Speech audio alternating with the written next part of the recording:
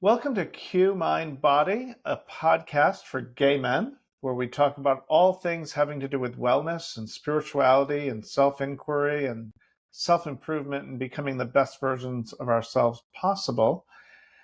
We take a different topic in each episode. And in this episode, we're going to talk about forgiveness and how it can help gay men forgive our past, heal our past, and most importantly, start to create a future that is dictated by us rather than whoever may have injured or harmed us in our past. To do this, I have an amazing guest today. His name is Mark Anthony Lord. He is a ordained minister and a spiritual teacher and an all-around great guy who has amazing videos of him dancing on Instagram, which I have to say just brings me a little bit of joy. You're like the gay Ally McBeal. Best compliment ever. Yeah, well, um, for younger people, Ally McBeal was a TV show. Right. Yeah, for us old people, you know what I'm talking about.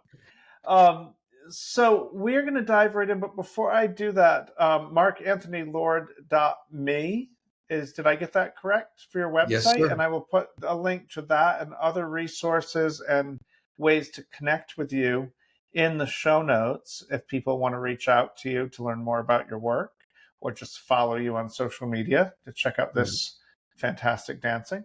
And I will also put information about my work and how you can reach me in the show notes as well. So, Mark, Reverend Mark, what should I call you? Mark is good. Thank you. I like Reverend, benevolent, Well, fabulous. yeah, we'll add it to just say Reverend Lord. That'll really give it a punch. um, so, I want to talk about forgiveness, but I think, all joking aside, the word, the title Reverend, what does that mean? Because I mean, that could be a Catholic priest, it could be an Episcopalian, it could be something else. I mean, there's many different kinds of reverends out there. I'm Yeah. wondering, what are you like? What is your sort of background as a spiritual leader? Yeah, I appreciate creating that distinction. I was trained under two very progressive New Thought teachings. They're called New Thought. Unity is one. That's where I started. But then I switched over to Science of Mind when I was living in Los Angeles, and I studied at a place called the Agape Spiritual Center under a pretty famous man named Michael Beckwith. He was Mm-hmm. my mentor and my teacher. And so that is where I became an ordained minister and got my master's degree in divinity through the Agape Spiritual Center. So very, very progressive. Yeah. Um, I think that comes in different. The word progressive in terms of religion and spiritual tradition can mean different things.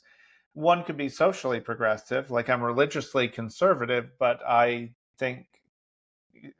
believe in same-sex marriage or Right. things that are progressive politically. And then there's more progressive spiritually, and then there's both. Are Right. you referring to both or one or the other, or Definitely referring to both. Definitely be socially excellent? very, very progressive, but spiritually, yeah, the teachings of oneness, the teachings of multiple paths to God, the Yeah. teachings that the nature of being is good, very, very holistic Yeah. and positive ideas. Awesome. Good answers, because this was going to be a very hostile conversation. No, I'm kidding. I'm kidding. Um, well, I think within that, I think a lot of gay men, myself included, for a while, um, were really, we think of like Christianity and the word forgiveness as sort of like a core part of that teaching in different forms. But for many of us as gay men, the thing that needs forgiveness the most is our religious past, where we were abused Hmm. by different churches and told that there was something wrong with us, and we were shamed and belittled, and some people were kicked out of their churches and made to feel like that wasn't a place at that spiritual table for people that were like us. And so the forgiveness that you mentioned or that we're going to be talking about is sometimes directed toward people with the word reverend in front of their name. And I'm Hmm. wondering how you help facilitate that and how you see that as a core part of your message. Yeah, well, I came by it by divine appointment, not by seeking it out. I was to give a little bit of history, which will make a big difference.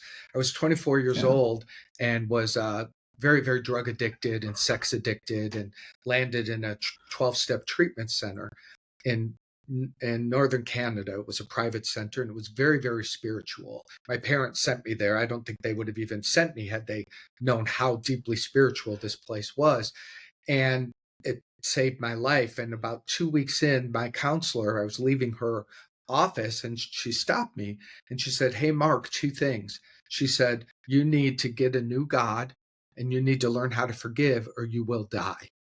And those words pierced my soul. I didn't even know what she was saying, but it went right to the core of my being and it turned something on.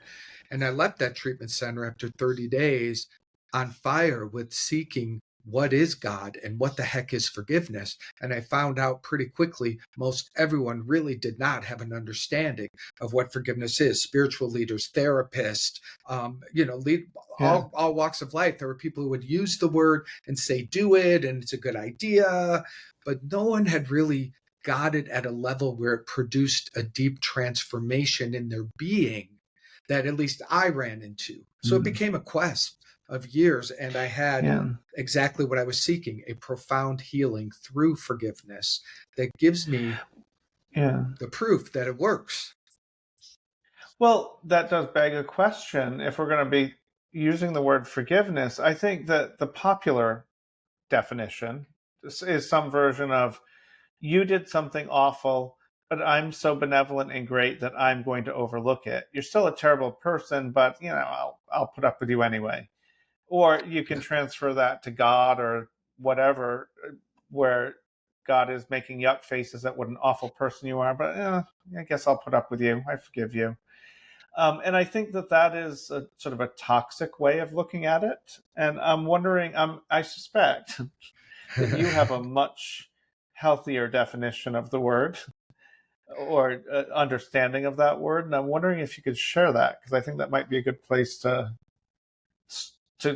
take this deeper. Even Absolutely, I will. And I'm going to go all in and I'll trust that you'll back me you up. go for it.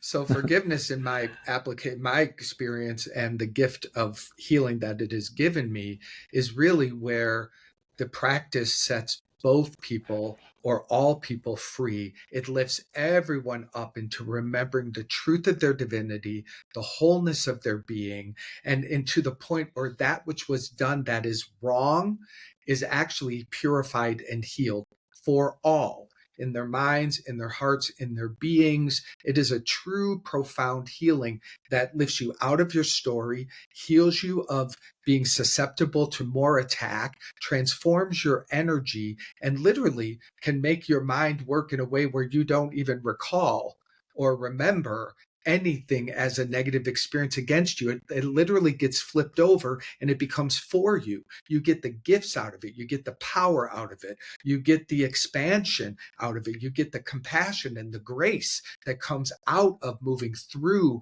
an experience and on the hero side of the journey.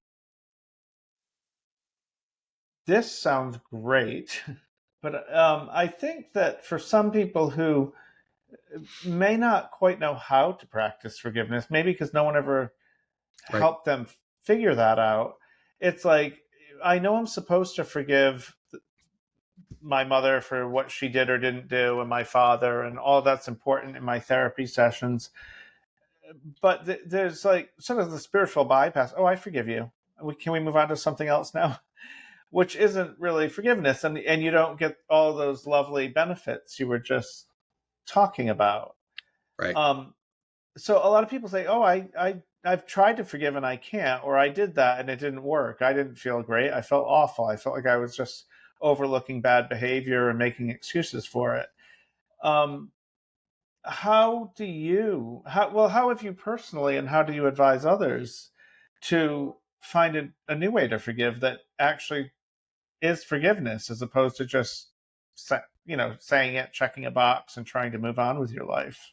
Yeah. Well, saying it and checking a box and trying to move on will ultimately prove itself to prove that it is inept, because you will remain with the remnants of the story, of the suffering, of the contraction in which you're living in, the unhealed parts. The thing that is really key, and this sits at the center of it to get to the heart of it, is you really have to be willing to give up your need to be right and really place your intention on being free. And that's where most people get stuck. They want to be Mm. right. This happened to me. They are assholes. I'm right. This is unacceptable. This is not okay. You can hang your I'm right sign all around your life, and all you will get out of that is proving you're right. And if you want to be Mm. right, you better want it, because you don't get friends, you don't get healing, you don't get freedom, you don't get anything, but you get to be right. I had to give up being right. And I had to really say, what would it be to just want my freedom? That's where Yeah. forgiveness begins to operate at a much higher level. Yeah. Well, I'm glad you were able to do that because I'm the one who's right, not you. See? But and you asked how to do it. I do have a very It's simple. particularly hard when I'm perfect. um, And I would say you're right. well, as I think as gay men in particular, because this is a show for gay men, I think a lot of what we're told, I mean, where it crosses from guilt into shame is where it's not, I feel bad about what I did, I feel bad about what I am. Yeah, And uh, I think for a lot of gay men, when you're told, oh, the wound was that we were told over and over again that we don't belong, that there's something wrong with us, that we're perverts, that, all the tropes that we heard on a constant mantra like loop growing up. Um, Forgiveness, I think, for me at least, has been a bit more difficult because it's filtered through that shame. The collective, there's each individual thing that happened, each time I heard that, each time I was put down in some way. But then there's the collective effect and the shame that sort of stuck to it, making it so I'm trying to forgive you, but I'm seeing it through the lens of my own shame, which right. seems to me, for me, it made it even harder, if that makes sense. It Um, does. so I'm wondering uh, what your thoughts are on that. I don't even know if I have a question, but I think the internalized homophobia and all of the stuff that we experience as gay men or may experience as gay men is an added layer, making it even more difficult. It is, but everything you just listed is a lie. It is straight up a lie of the truth of your being. The truth of your being is you are free. The truth of your being is you are whole. Mm. The truth of your being is the whole world could tell you you're wrong. And that doesn't make it true unless you agree and believe it, which we did. We were young. Yeah. We were kids. We needed to belong. We desperately were afraid. We thought we were the only one. So we sucked it up. We took it in. And I did that. I believed what I was told. But that's not the ultimate truth. And forgiveness Yeah. sets me free from the small t truth that I keep regenerating and recycling. It dissolves that, and it lifts me into the capital T truth, which is I'm none of those things, and I don't need the world to change for me to love myself and accept myself. And if I need the world to Mm. change, I'm screwed, because that's never going to happen. Yeah. It's We don't have time. So that's the difference. Yeah. Years ago, when my son was really little, he was really into Superman, and I got him this T-shirt with a Superman cape that velcroed onto the shoulders, and he loved it. And I brought Yeah. him to the playground, and he was running around on the play structure. And out of the corner of my eye, I see this blur of red and blue, and he went and he did a swan dive off the top of the play structure and face planted into the sand and was crying when I picked him up. I'm like, oh my God, he's hurt really bad. And he finally calmed down and I said, where does it hurt? He's like, my cape is broken. And not realizing that even though he believed he was Superman, gravity is still a thing.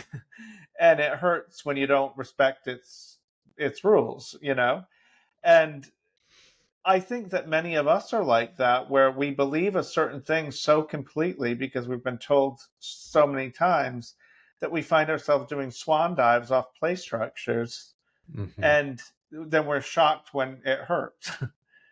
you know, um, how do you help people? I mean, you're what you're describing as a yogi. It's like near perfect parallel to what I believe as a Hmm. yogi, and yet we can't just tell people that for whatever reason. They have to. Well, some people do have to jump off the play structure and get a mouthful of sand before they're willing to question those false Yeah, beliefs. Preferably, we can absolutely. guide them through an easier way. But I'm wondering um, if you found a Superman cape that actually works. Well, and this is why it's a spiritual path, and this is why people have to choose it. You have to choose that you want this against the gravitational pull of the broken Mm. systems of humanity and the belief systems and the religious abuse. These have a strong gravitational pull. I agree. But I Yeah, know in my soul that the pull of our spirit is stronger than every gravitational pull of this earth and of this belief systems that were consumed inside. You have to want it. And very often, the yeah, way we want it is by jumping off that high place where we land on our face and we bite the dirt.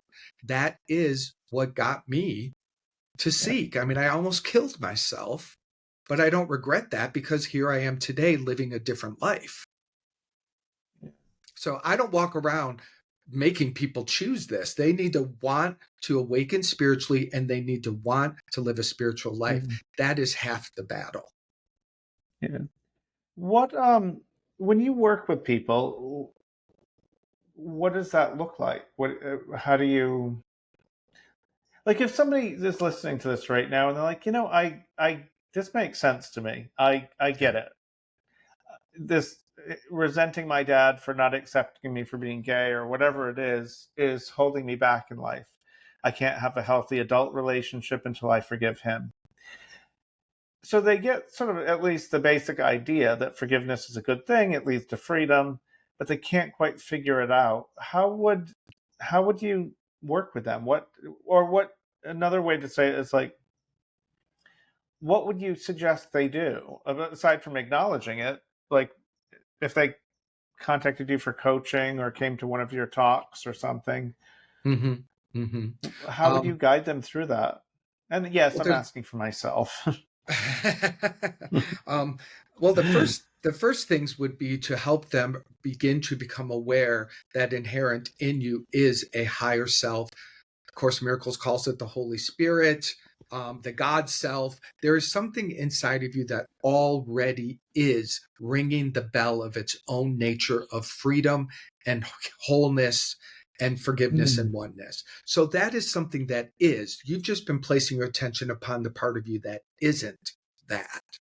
And so we become aware that there is something that is already established in this identity. So, yay, you don't have to make it happen. Now we work on moving our attention that we're addicted to defining ourselves as these limitations and begin to learn to lift our attention and point it in the new direction. And that's a process. There's lots of practices, of yeah, course, the meditation, the simple forgiveness work, prayer. These are all practices that help us move our focus from believing ourselves as this and remembering the truth of who we are inherently in our spiritual nature. That's the yeah, work. Just go home. Go home. It's the prodigal son waking up and going, you know what? There's a better way. Let me walk home. yeah, And that's what I do. I help people walk home to their nature. yeah. Um, I think it was Ram Dass that said we spent the first part of our life becoming someone. Now we get to spend the rest of our lives unlearning it or becoming no one. Yeah. Like you came into this world perfect, and then you learned a bunch of crap, and now the spiritual journey is the process of unlearning Yeah. all or Yeah. letting go of or forgiving all the stuff you latched onto along the way and said that sounds like a good idea. Um, Yeah. how do you see?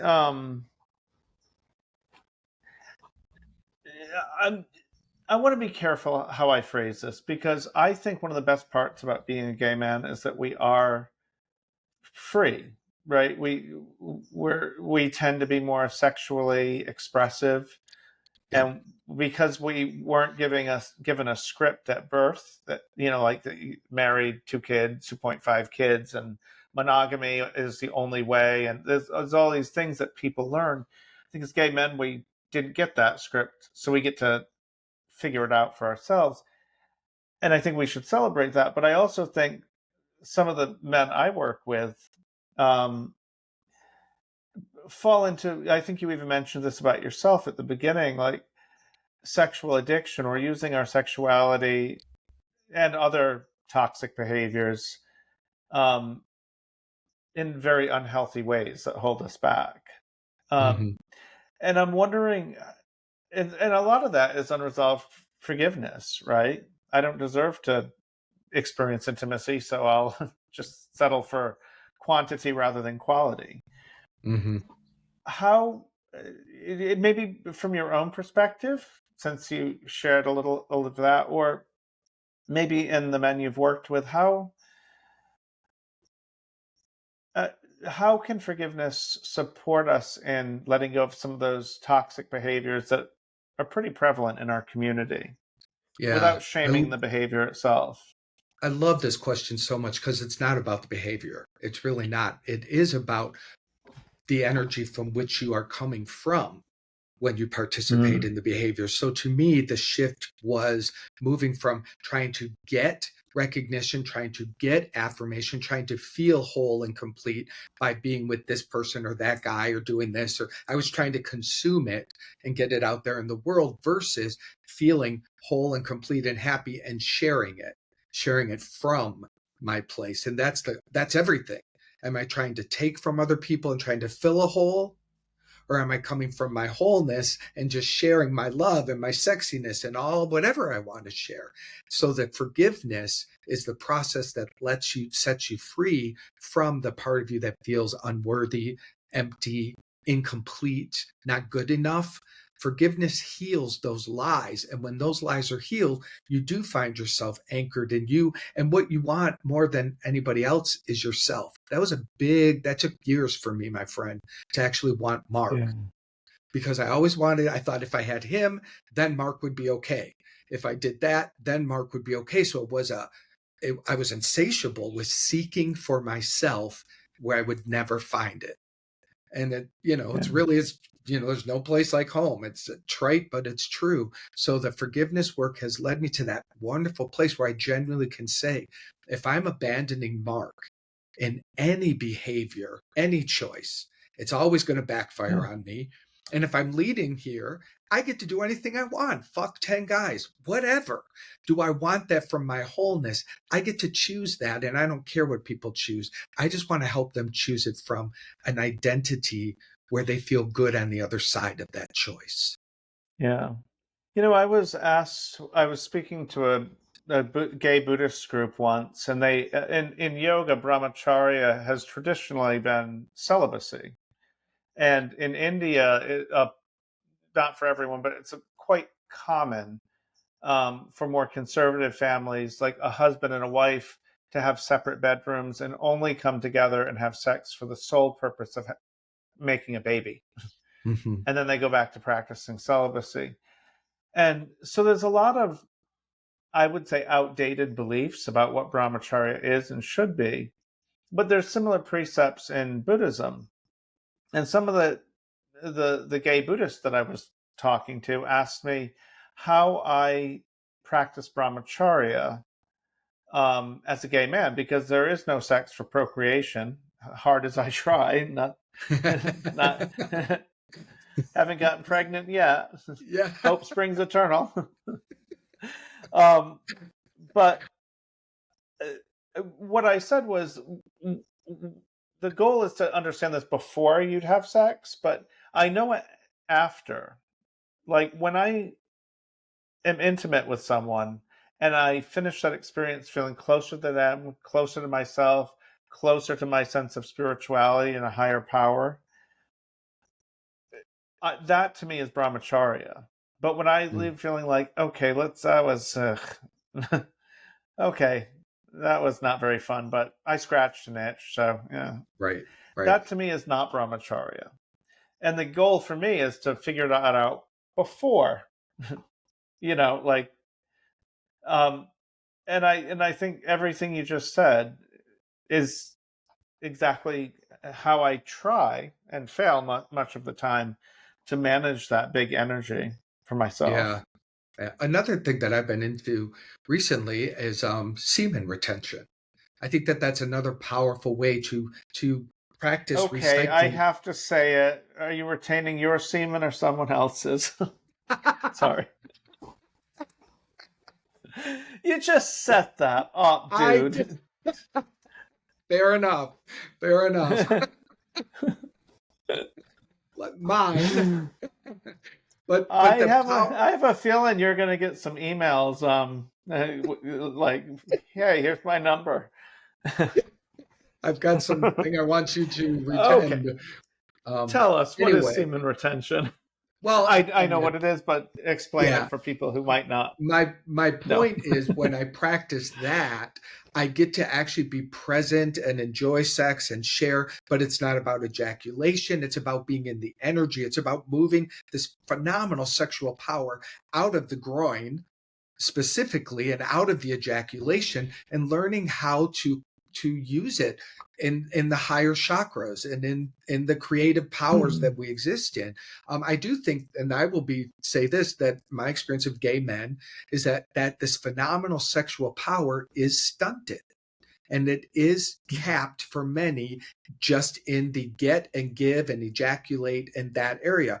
It's beautiful, it's fine, but there's so much more that is available Yeah. to us. And that I have found this to be a kind of a cool way to enjoy sex, to enjoy sharing, and to maintain my power. Nice. Um, I am wondering if you could. We have just a few minutes left. I'm wondering if you could. And your phone's going to ring off the hook after that last comment. I'm telling you. Um, I'm wondering if you could say just a little bit about your work in general and how, if people are inspired by what you're saying, could get in touch with you, learn more about your work. Yeah, Of course, we'll put links to everything in the show notes, but just take it wherever you'd like to go with that. yeah. The offering that I do the most right now is called Channeled Healing Sessions, and they're spiritual healing sessions. And about 10 years ago, I was in India and I was blessed with an opening where I was able to begin hearing the voice of what I call the Holy Spirit. And I do healing sessions for people where I literally go into the psychic powers, and it's a session where we talk and we share, but the purpose of it is to help them go much deeper, much more quickly into uncovering some of these shame pockets, some of these unhealed parts, and getting in there and really infusing them with spiritual power so that they can become free more quickly. The sessions end with giving them simple practices to do in the upcoming weeks. It's just a way that I love to support people. Super Yeah. effective, super creative. I love it. I also do longer when I'm, Is this remote or in person or both? I mean, because a this lot is, of people listening and watching this might not be in your area. it's only remote. Only It's remote. only So remote. if I we do were it over next the door neighbors, we'd have to do it like via Zoom. We'd have to do it over the phone. I don't even want to see you. I just because I close my eyes, I sit in my chair. It's all over the phone. Wow. So it's just Um, the way it works. Interesting. I've interviewed quite a few coaches and psychotherapists, and they didn't really start doing remote work until like the pandemic, and Zoom became a much bigger thing. You're the first person who has not, and I see the wisdom in that. I like it actually. Who Yeah. has, you're going old school, like just the phone. I Just the like it. phone. Yeah, I can't I don't want to see you. I don't want to be distracted. It's such a deep listening that I go into here that I just need to kind of Yeah. shut everything else out. Um, but Yeah. if someone wants to check Nice. it out, go to my website. contact me. Happy to offer your listeners a discount. I'll make sure you get that code so that people can get a discount if they want to try a session. Okay. I will. So, like, just a regular discount code, I can put that in the show notes for Yep. anybody who might be interested. Yes. Um, is there any other way that they can connect with you? Like, I love your videos on Instagram. So I know you're there, but Instagram, YouTube. Yeah, Instagram and YouTube are my primary channels. I'm not the best Yeah. at posting. I don't know how good you are, but I'm trying to be more consistent. But that's where I play. And again, my Yeah. website is where if you join my mailing list, you'll have access. I also do Ascension Circle gatherings twice a month. Those are free, where you can also experience channeling and a group gathering where we bring forward a particular message. Amazing. Um, it has been so good. Like when I first reached out to you about being a guest, you were so enthusiastic, and I've been really looking forward to seeing you again. I Yeah. really, we sort of do similar work, but in different parts of the world in different ways. And every time I connect with you, I leave happier. So thank Oh, you. you know what? And I think the first time we connected was like 2015. And so almost 10 years. Wow. And I've always followed you. I've always been an admirer Oh, from afar. So it's mutual for sure. oh, thank you.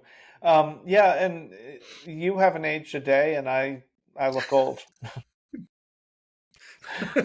Yeah. Oh well. I have a beard, Yeah. crow's Yeah. feet. You look fantastic, baby.